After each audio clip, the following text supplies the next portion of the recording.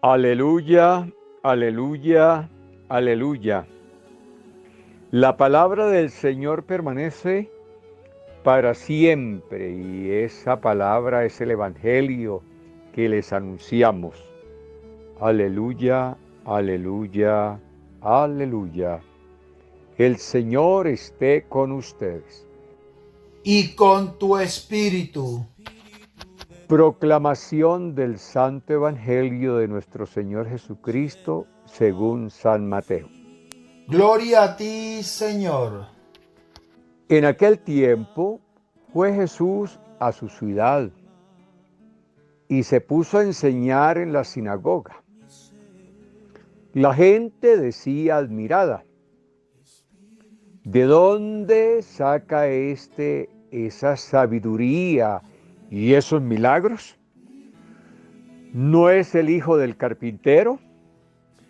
¿No es su madre María y sus hermanos Santiago, José, Simón y Judas? ¿No viven aquí todas sus hermanas? Entonces, ¿de dónde saca todo eso? Y aquello les resultaba escandaloso.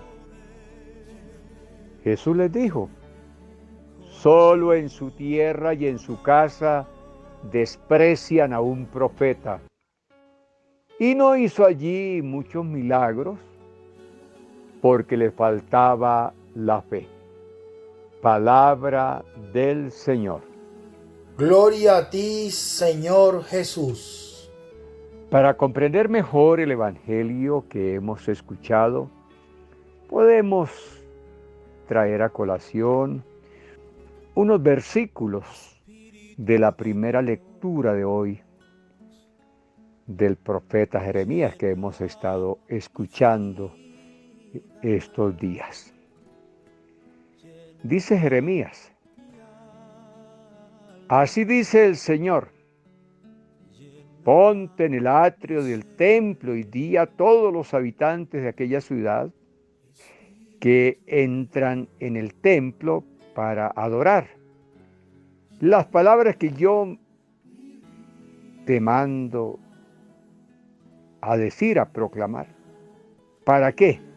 Para ver si escuchan y se convierte cada cual de su mala conducta. Y me arrepiento del mal que medito hacerles a causa de sus malas acciones. Les dirás: así dice el Señor, si no me obedecen cumpliendo la ley, es decir, los mandamientos que les di en su presencia, y escuchando las palabras de mis siervos los profetas, que les enviaba sin cesar, entonces trataré a este templo como al de Silo, y a esta ciudad le haré fórmula de maldición para todos los pueblos de la tierra. Y cuando terminó Jeremías de decir estas palabras que le había mandado Dios para proclamarle al pueblo, lo agarraron los sacerdotes y los profetas y el pueblo, diciendo: eres reo de muerte. ¿Por qué profetizas en nombre del Señor que este templo será como el de Silo y esta ciudad quedará en ruinas? Esa es la palabra de Jeremías. Bueno, un mandato cumplido. Vamos a ver cómo pidámosle al Señor que envíe su Espíritu Santo para asimilar este mensaje de salvación. Lee atentamente el Evangelio y escucha el mensaje que Dios ha preparado para ti en este día. La escena. ¿Qué me dice el texto? Sería la pregunta. ¿Qué me dice el texto de hoy, iluminado también por la palabra de Jeremías? La escena presenta uno de los momentos culminantes de la vida del profeta Jeremías, delante del pueblo y de las autoridades, anuncia de parte de Dios. Importante esto. Anuncia de parte de Dios que deben convertirse de sus malos caminos. Si no lo hacen, Dios permitirá la desgracia total y el templo será destruido, como lo había sido en el templo de Silo, o como sucedió con el templo de Jerusalén, siglos antes. El templo donde había crecido el joven Samuel. Eso fue allá en Silo donde creció el joven Samuel, con esas palabras, con esa escena maravillosa, aquel llamado que le hizo Dios a Samuel. Y que le dijo el profeta a Samuel, si lo escuches, si vuelves a escuchar el llamado, tú vas a responder, habla Señor, que tu siervo escucha. Es el templo donde sucedió el llamado de Samuel. La reacción es violenta del pueblo cuando el profeta Jeremías anunció la palabra de Dios, que invitó a la conversión. Como lo suele ser siempre ante la voz de un profeta auténtico, que no anuncia cosas agradables a los ídolos del pueblo o de los jefes, sino lo que Dios le dicta en su conciencia. En conciencia Dios dicta al profeta. ¿Y cuál es lo que utiliza el pueblo? Lo que utilizan hoy en los pueblos, los poderosos. Eres reo de muerte. Échelo preso, porque está atentando contra el gobierno de turno, contra la autoridad de turno. Lo mismo que 100 años antes, Dios había salvado al pueblo de la amenaza de Sennacherib. Dios ya los había salvado de una invasión. Así ahora creen que los volverá a salvar, como nos salvó en el pasado. Bueno, seguimos en nuestras idolatrías, en esa religiosidad que arrastramos nosotros. ¿Cómo es que decimos popularmente? Una vela a Dios y otra al diablo. Así, porque no hemos tomado la decisión. Es que en el corazón está mi ídolo, mi artista. Jeremías les asegura que no. Su infidelidad a la alianza, a Dios, ha llegado demasiado lejos. Es tanto la idolatría, como decimos popularmente, nos hemos pasado de rosca con el ídolo. De milagro no hemos bajado el corazón de Jesús. De milagro no hemos bajado, yo creo que muchos ya lo bajaron, el crucifijo y la imagen de la Virgen de Coromoto, y montamos el bicho allá y le prendemos velas todos los días. No es que un cristiano se tenga que dedicar a anunciar catástrofes ni malas noticias. Por eso oro mucho por los obispos de Venezuela. Al contrario, un cristiano cree en la buena noticia y la difunde donde puede, allá en la pequeña comunidad, en el rosario. Qué lindo cuando hacemos el rosario bíblico, por ejemplo. Allá cuando nos reunimos a consolar a la familia porque está celebrando la novena de un ser querido. La buena noticia es siempre que Dios tiene planes de salvación para todos. De ahí viene la palabra evangelio. Evangelio significa la buena noticia. Sobre todo ahora a partir de la Pascua de Jesús. Después de la Pascua, la noticia ese domingo, ese primer domingo de Pascua que escuchamos estos días a María Magdalena, que fue muy de mañanita el domingo de Pascua.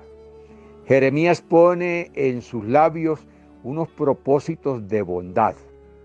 A ver si escuchan y se convierten cada cual de su mala conducta, y me arrepiento del mal que medito o que he decidido hacer contra el pueblo. Dios no quiere en principio el castigo, sino que se conviertan y vivan. Eso lo encontramos en la palabra de Dios. Dios no se alegra con la muerte del pecador, sino que se convierta y viva. Pero una buena noticia como la amistad, como una buena noticia el amor, como la fiesta del resucitado, la fiesta de Pascua, es exigente. Pide correspondencia y un género de conducta coherente con los planes de Dios y con nuestra vida. Eso lo han dicho los señores obispos en sus catequesis, en sus conferencias. El problema de nosotros como católicos, como creyentes, es la división que hacemos entre fe y vida. La fe por un lado y nuestra vida por otro lado. La vida por otro lado, la vida de familia. A los muchachos no se les puede reprender porque levantan una piedra y insultan al papá y a la mamá. Y para evitar eso, entonces caemos en un pecado, que se llama ¿cómo? La complicidad. Nos convertimos en cómplices. Yo no puedo educar a mi hijo, yo no puedo educar a mi hija, ya mi hija invitó al novio a la casa y yo tengo que dejarle la cama porque esta noche llegó el novio a visitar a mi hija y se va a quedar. Y así con el muchacho. El muchacho no le puedo llamar la atención, no puedo dialogar con él. Llegó estrenándose tremendo celular el muchacho a la casa, chateando, y resulta que el muchacho no tiene sueldo, el muchacho no está trabajando, sino que está a nivel de liceo, pero se llegó estrenando tremendo celular. Yo no le puedo preguntar quién te lo dio, de dónde sacaste los reales, porque me va a insultar. Entonces, papá cómplice, mamá cómplice, y dejamos el muchacho que vaya creciendo así. ¿Por qué? No podemos reprender, no lo podemos reprender.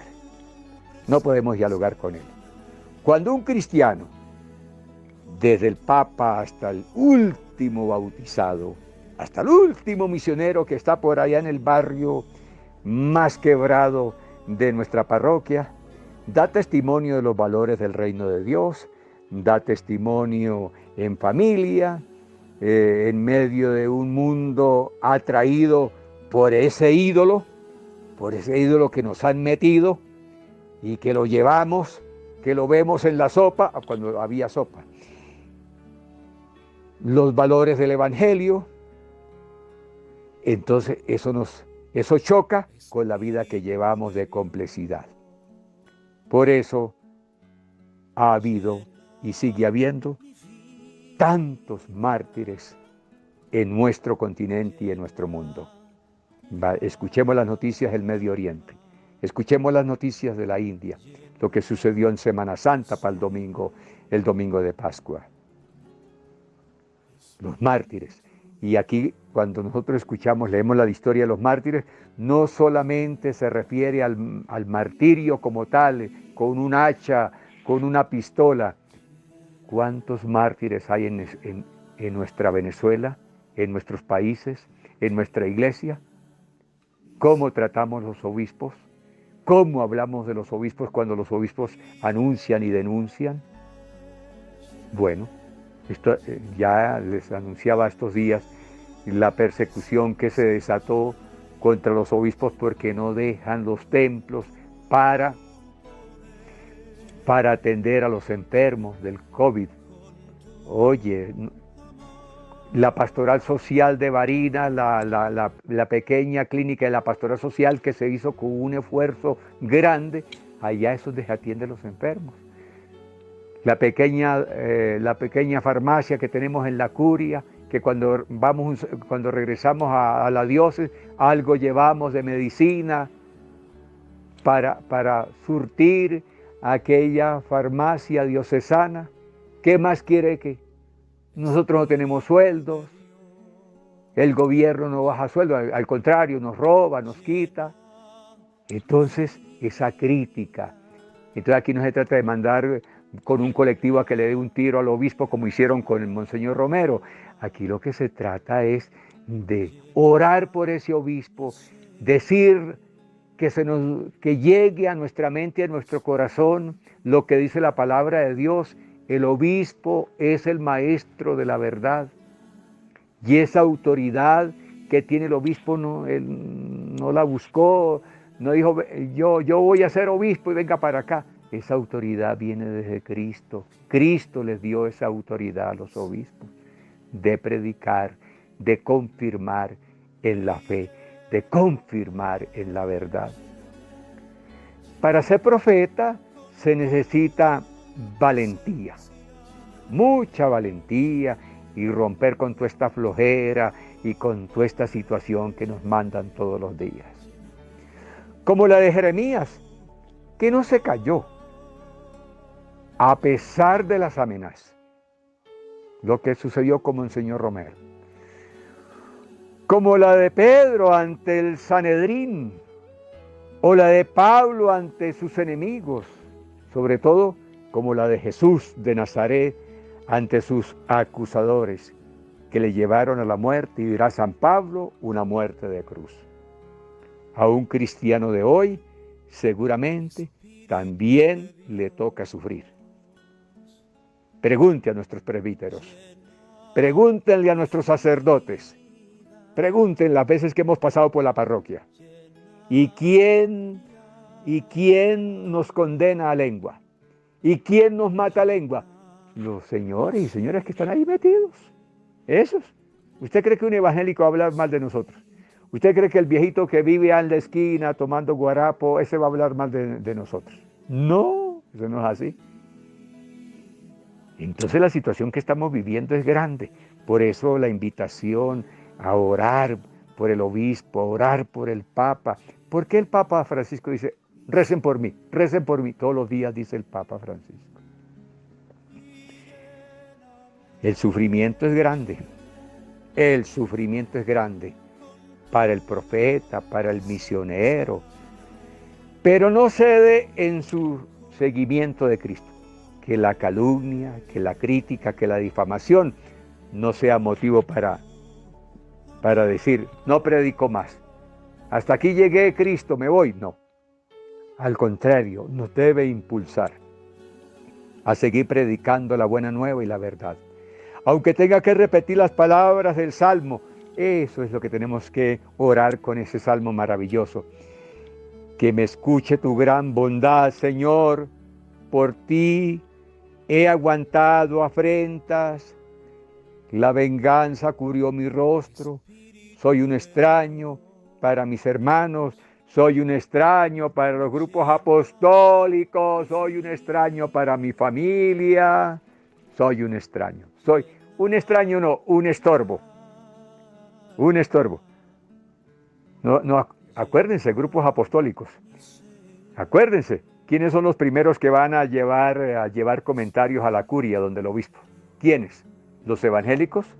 ¿Los que no van a misa? Las señoras a veces. No estoy metiendo con ninguna. La señora pelimorada, la señora que se cree que es la que manda allí, esa es la primera que vaya a la curia, a la residencia del obispo, a llevar chismorrea, como dice el Papa Francisco, el que habla del obispo, el que habla del sacerdote, tiene el diablo metido. Así dice el Papa Francisco. Oremos y que la palabra de Dios nos dé ánimo. ¿Qué sucedió? ¿Qué decepción experimentaron los discípulos que acompañaron en aquella visita al pueblo natal, el pueblo de Jesús, el pueblo de Nazaret. Bueno, no tuvo éxito Jesús allí en la predicación. Sus paisanos quedaron bloqueados por la pregunta. Los paisanos no respondieron a la palabra de Dios. Que no haya hecho Jesús ni un milagro en su tierra, pues la decepción fue para los discípulos, no para Jesús, para los discípulos, porque los discípulos dijeron, no, hoy aquí se va a convertir Raimundo y todo el mundo, aquí todo el mundo va a ser, todos los paralíticos. ¿Y cuál es la respuesta de Jesús? Cuando los discípulos le preguntaron, Señor, ¿por qué pasó? Nosotros esperábamos, era aquí el cambio, los signos que acompañaron a Jesús en la predicación, en la evangelización, los signos mesiánicos, los signos de curar a los enfermos, los signos de curar a los paralíticos. ¿Qué sucedió? Y el Señor, como maestro de los maestros, no tienen fe. ¿Qué culpa tengo? No tiene fe, mis paisanos no tienen fe. Un profeta no es recibido en su tierra, y aquello le resultaba escandaloso. Hay que reconocer que no les faltaba parte de razón a sus paisanos al mostrarse reacios a ver en su vecino al Mesías y Salvador. Jesús es un maestro atípico. No ha estudiado en ninguna escuela famosa. Es el hombre sencillo de Nazaret. Su padre es el carpintero. Mamita María es la ama de casa. Pasar de la incredulidad a la fe es un salto difícil. Eso es lo que estamos viviendo hoy. La idolatría nos ha llevado a eso. La idolatría de nuestros pueblos, de nuestras naciones, nos ha llevado a esa parte tan difícil. Pasar de la idolatría, pasar de la incredulidad a la fe viva en Cristo resucitado, a la fe puesta en los sacramentos, en la palabra, eso es lo más difícil. Por eso, la fe es un regalo de Dios, un don de Dios que hay que pedir todos los días. ¿Qué dijeron los discípulos? Señor, aumentanos la fe. ¿Qué le dijo Jesús? Perdón. ¿Qué le dijo Jesús a Tomás? Porque me has visto, has creído. Dichosos aquellos que creen sin ver. Tomás, de la incredulidad pasaste a la fe. Eso fue aquella escena maravillosa del apóstol Tomás. Si yo no veo las huellas de los clavos, si yo no meto la mano en el agujero del pecho que dejó la lanza, yo no creeré, Señor. En el mundo actual, en este mundo tan pagano, en este mundo con ese ídolo que nos sembraron, en este mundo que viven los jóvenes de hoy, o vivimos todos sumergidos en este mundo de la cibernética, de las redes sociales. Ay, Señor bendito. Existen muchos elementos que condicionan nuestra fe, que condicionan el quehacer de todos los días, la oración, que condiciona la misa del domingo. Son elementos, son enemigos de la evangelización, son enemigos de la palabra de Dios, son enemigos que tenemos en la casa, en los enemigos de la fe. Por eso miremos lo que sucedió en Nazaret. El origen sencillo de Jesús para los dirigentes del pueblo, la valentía y la exigencia del mensaje que predicaba Jesús, eso era incómodo. Que un hombre tan sencillo de Nazaret, que el hijo del carpintero, que le decían allá, que venga a predicarnos esas cosas? No lo creemos. Unos le consideraban un fanático, otros aliados con el demonio, con Belcebú. Muchos no llegaron a creer en él. Vino a su casa y los suyos no lo recibieron. Los suyos. ¿Quiénes son los suyos? Los paisanos, los primos. Los que creyeron fueron quienes, los sencillos de corazón, a quienes Dios sí les reveló los misterios del reino. Preguntemos, que esta pregunta vaya para cada uno de nosotros. ¿Podríamos estar adquiriendo actitudes de incredulidad aunque tengamos fe?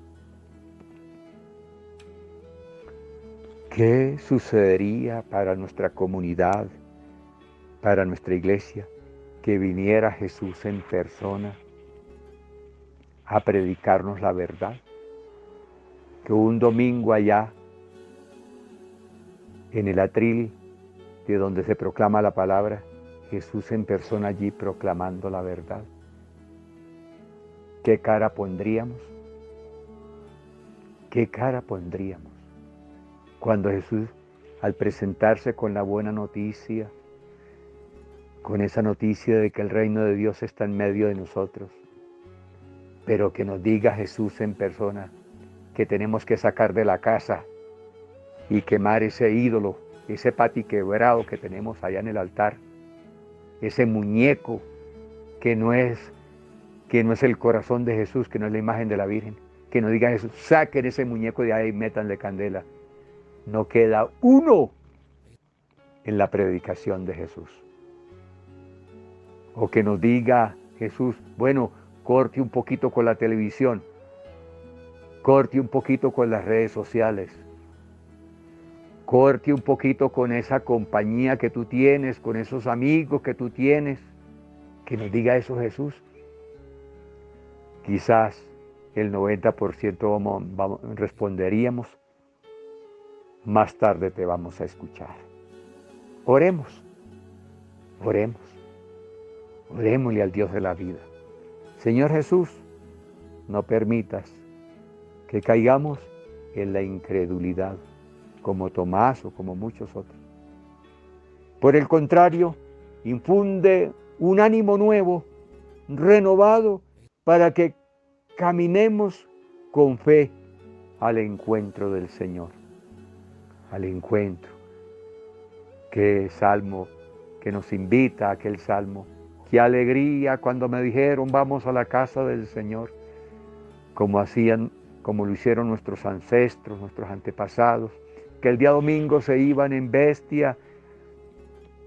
No había mucho vehículo en aquellos pueblos, se iban en sus bestias, rumbo al pueblo, a la Santa Misa, y había ese nombre, la Misa Mayor. Los campesinos, los del pueblo. Qué alegría cuando me dijeron vamos a la casa del Señor. O el jueves, qué alegría que yo voy a la capilla, al templo, porque vamos a tener una hora santa, porque se va a exponer el Santísimo. Qué alegría vamos, porque en la parroquia se programó una peregrinación al santuario de la Virgen, y allí ese día, esa peregrinación va a terminar con la celebración de la Eucaristía, la fracción del pan o la Eucaristía. ¡Qué alegría! No, pero aparece el no se puede ir. No, ahora sí que menos se podrá ir, porque no ha llegado un carro que trabaje sin gasolina. Pero bueno, pero digo yo, vamos con alegría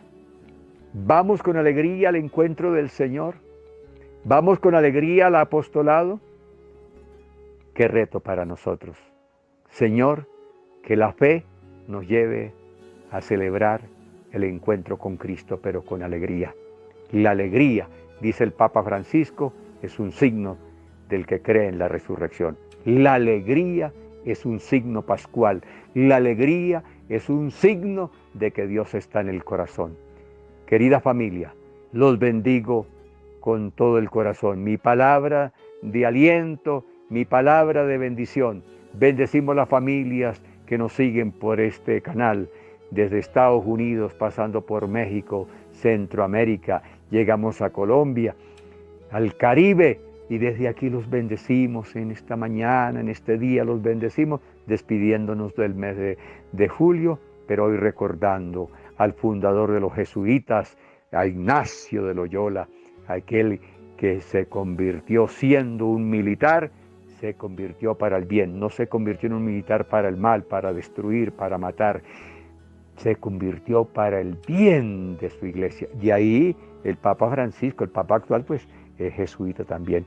En Venezuela bendecimos a los jesuitas en Venezuela, muchos jesuitas que son catedráticos, que trabajan en la universidad, pues cuando los dejaron trabajar, y bueno, bendición hoy para todos, y felicitaciones para los jesuitas hoy. Bueno, bendición para este canal, bendición para el movimiento de la iglesia que hace posible llevar esta palabra. Y los bendice el Padre Daniel, en el nombre del Padre, del Hijo y del Espíritu Santo. Amén. Feliz fin de semana. Alegrémonos y estemos muy contentos porque el Señor nos ha regalado una palabra de aliento, de esperanza. Y con mucho gozo a recibir el mes de octubre. Ya el domingo es el primer domingo, mes de octubre, estaba pensando en el mes de las misiones. Viene un mes muy bonito, el mes de agosto.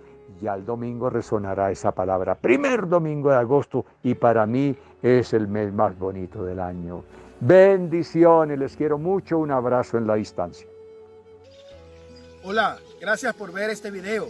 Te invito a que te suscribas en mi canal de YouTube, El Discípulo, Conversión y Vida, donde estamos orando por ti y por tu familia, por su santidad el Papa Francisco, por todos los sacerdotes del mundo, por tu párroco, por toda la iglesia del mundo entero. Queridos hermanos, suscríbete a mi canal, dale a la campanita para que te llegue la notificación todos los días, dale me gusta y deja tu comentario. Gracias, les habló Tony Márquez, El Discípulo.